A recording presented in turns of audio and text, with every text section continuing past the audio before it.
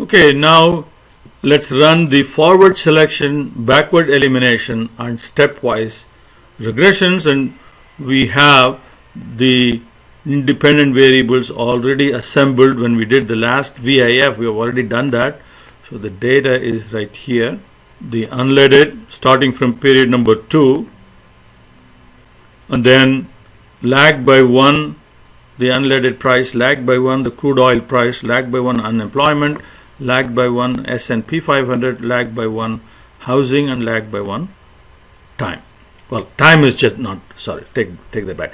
Time is just time. There is no lag there. Okay, so this is our dependent variable, and these are our possible independent variables. There are 6 of them.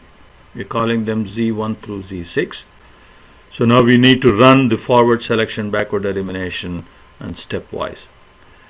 And in software packages that are dedicated to statistical analysis, these will be available as part of the package.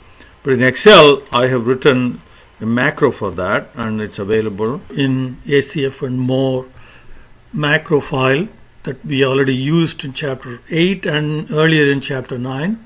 So open the ACF and more.xlam and make sure that you enable macros or enable content, and that adds this ribbon here, and click build model. Okay, that opens up this dialog box. So it looks like a regression analysis dialog box. So you have the input Y range. So we already have set that up right here. So this is our, and we're going to include the label. So up to the estimation sample. Okay, and input X range. So we input all the possible X's we have at this stage. Okay, so which is starting from there up to that. Okay, now we have label in the first row. Okay, let's do the output cell. Okay, I've already provided output cell area. So here we will use that one for the forward selection, that for backward elimination, and there is one other for stepwise. Okay, so now we're doing forward selection, and here is where you have the threshold for alpha to enter. So you can set 5% threshold, which means it will bring in variables as long as the p-value of the variables that comes in is less than or equal to 5%, but that is, the variable is significant.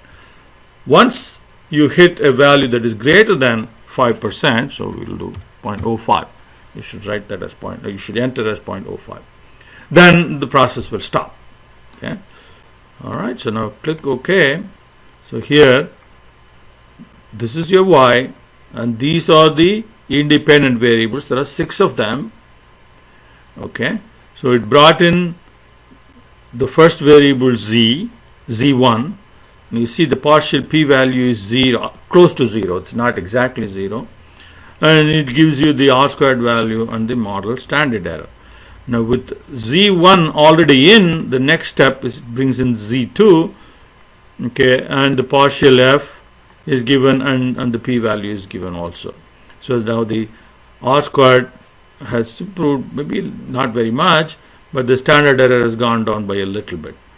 And then with Z sub 1, Z sub 2 already in, the next variable it brings in is Z sub 5, and once again the p-value is close to 0.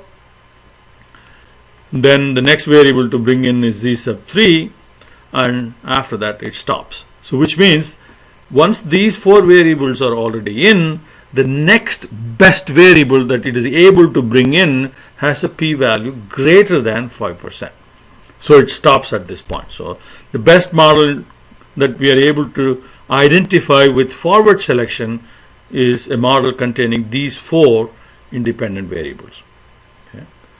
Now we can run backward elimination.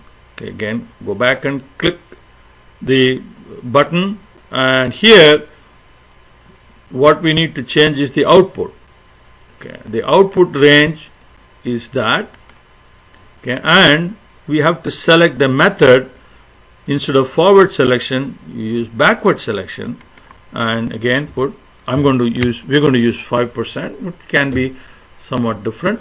So this means you start with all the 6 variables in, and then you toss out variables just as long as the partial p-value for the variables that you toss out are greater than 5%. Once you hit 5%, then you'll stop and you'll keep the variables that are still in the model.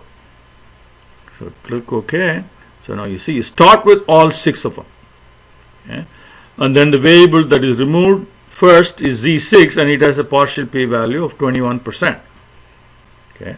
And then the next one to be tossed out is 4.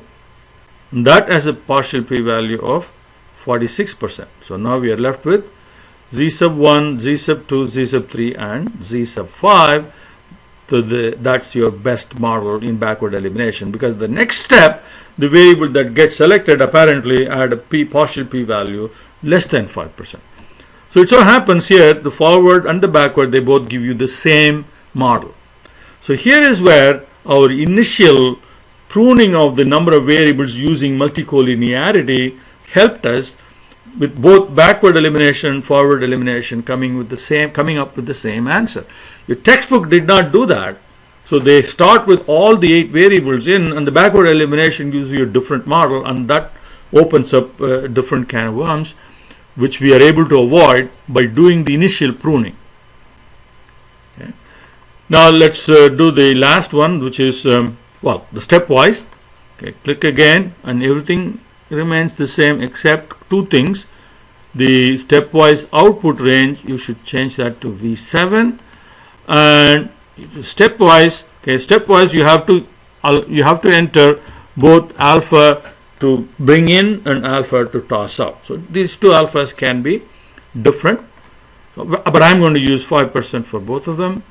And see, you bring in Z1, and then you're not throwing anything out, Z2. Then we try to throw one of them out, and apparently that was not successful, so we did not throw out anything. So Z5 comes in, and then finally Z3 comes in. So stepwise also gives you the same model as the previous 2 cases. Okay. Now finally we can do a best all sizes, okay, the all subset model.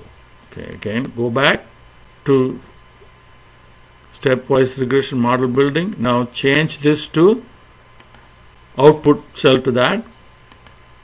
Okay, so now go back to forward selection, and you enter a very high value, say like probability 1, so which means the process will not stop until all the variables are in. So that way you will have a model of each size, 1 independent variable, 2 independent variables, 3, 4, 5, and 6, so all the way down instead of stopping somewhere in between.